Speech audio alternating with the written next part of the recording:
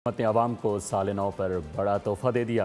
Petroleum मसनूआत की कीमतों में बड़ी कमी कर दी। फी लीटर पेट्रोल 10 रुपये 28 पैसे सस्ता कर दिया। ओगरा ने नोटिफिकेशन भी जारी कर दिया। पेट्रोल की फ़ी लीटर कीमत 253 रुपये 17 पैसे मुकर्रर की गई।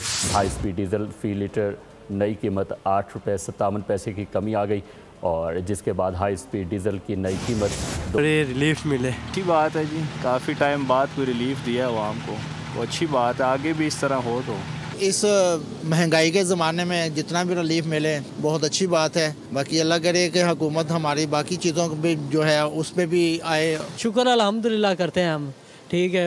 इस तरह ही हम महंगाई जो है कम करते रहें तो हालात ठीक हो जाएंगे मुल्क के। गवर्नमेंट का अच्छा इकदाम है और अल्लाह ताला इनको और ये तौफीक अता फरमाए कि ये गवर्नमेंट वो आवाम के लिए बेहतर से बेहतर कर सकेंगे। हमारी ये दुआएं हैं। उन्होंने अच्छा इकदाम किया है लेकिन इन्हें चाहिए कि मज़ीद सस्ता कर दें ताकि आवाम को भी सहूलत मिले। उनकी मेहरबानी जिन्होंने कम किया।